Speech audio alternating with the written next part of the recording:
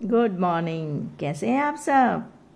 मैं Pinky Dhankhar from GGPS Kumarpur Sonipat से आज फिर से हाजिर हूँ आपके बीच में ईवीएस 3rd क्लास का टॉपिक लेके पार्क में पिकनिक। भाई पिकनिक का नाम सुनते ही तो सबके चेहरों पे स्माइल आ जाती है। आती है कि नहीं आती है?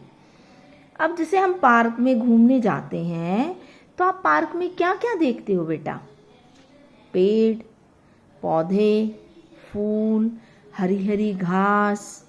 तो ऐसे ही अदिति और शकीला स्कूल में पढ़ते हैं और उनके स्कूल की पिकनिक जाएगी भी कल पार्क में। सभी बच्चे बड़े खुश, सभी दोस्त आपस में बातें कर रहे हैं। तब अदिति ने शकीला को बताया कि शकीला, मैं तो कल लंच बॉक्स लेके आऊँगी, पानी की बोतल लेके आऊँगी और गेंद लेके आऊँगी, क्योंकि भी वहाँ पे खाना भी खाना है, प्यास भी लगेगी और खेलना भी है। उसकी फ्रेंड जो शकीला है, शकीला को ड्राइंग का बहुत शौक है। उसने बोला इसके साथ में हम कॉपी, पेन और रंग भी लाना, आप भी लेके आना, दोनों मिलकर ड्राइंग करेंगे। अगली सुबह अदिति जल्दी उठी।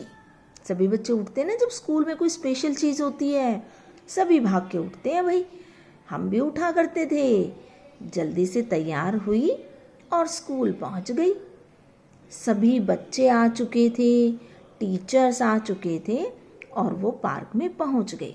अब जैसे मैं आपको पार्क का सीन दिखाऊं तो देखो, माली चाचा पानी दे रहे हैं और कोई बच्चा कहीं छिपा है, कोई कहीं। अरे वाह, ये छोटी सी गुड़िया तितलियां देख रही है, ये देखिए।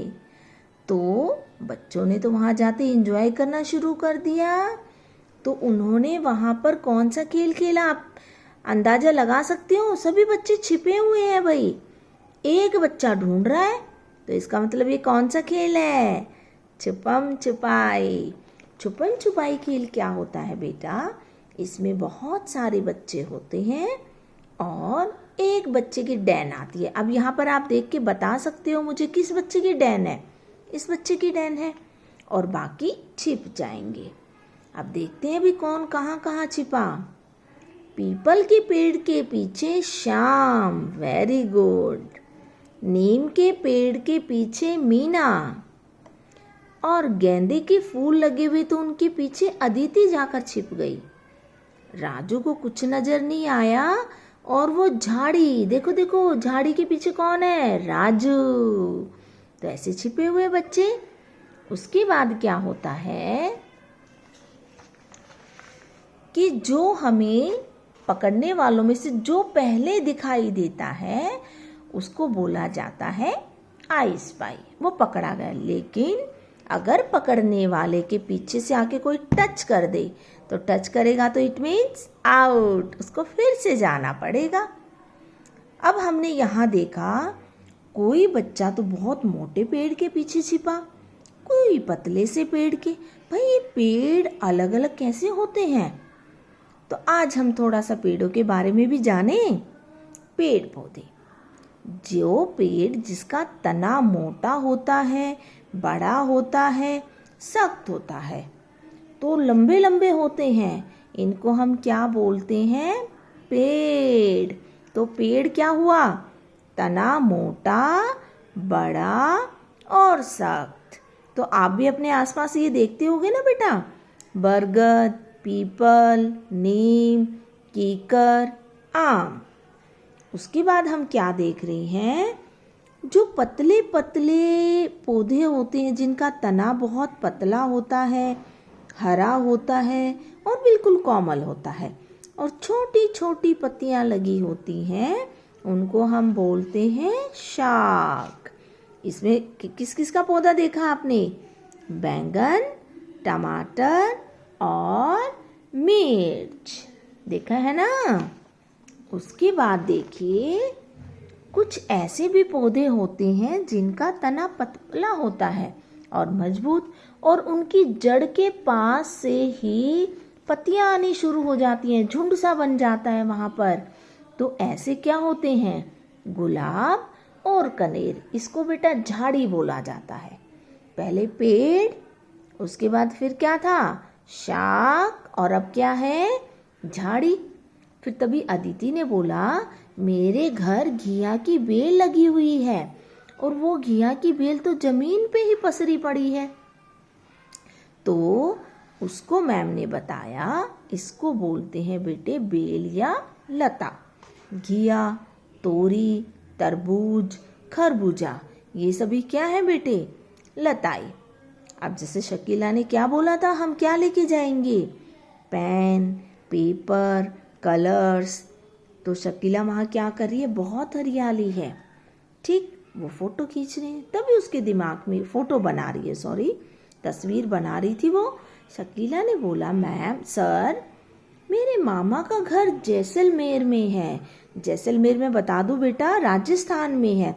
वहाँ तो ऐसे पौधे नहीं होते, वहाँ तो पौधों पे कांटे होते हैं और वहाँ नागफली और केर के पौधे मिलते हैं।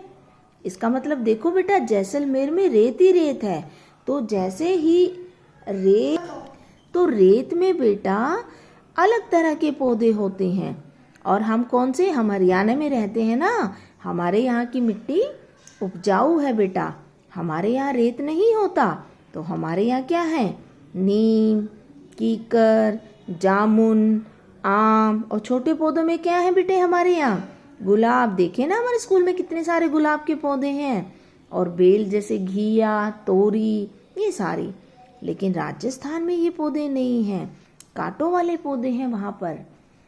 तभी गीता बोली कि मैं एक बार अपने मम्मी पापा के साथ शिमला गई थी। बहुत बर्फ पड़ती है बेटा शिमला में, तो वहाँ पर पौधे नुकीले नुकीले होते हैं। वहाँ चीड़ और देवदार होता है, और जो उनकी पत्तियां हैं वो नुकीली होती हैं। अब देखो बेटे, पहले तो हमने पौधे क्या देखे, कोई पेड़ है, कोई शाख है, कोई झाड़ी है, ठीक। लेकिन अब देखिए, रेगिस्तान क्या होता है, जहाँ रेत ही रेत और वहाँ पानी की कमी है। वहाँ जो पौधे मिलेंगे उनके कांटे होते हैं। क्या होते हैं बेटा, कांटे। और उनकी जो जड़ें हैं बेटा, वो जमीन के अंदर लंबी लंबी होती हैं। क्यों, क्योंकि पानी तो है ही नहीं, पानी नहीं है तो पानी ढूंढने के लिए वो जमीन के अंदर लंबी लंबी जाएंगी।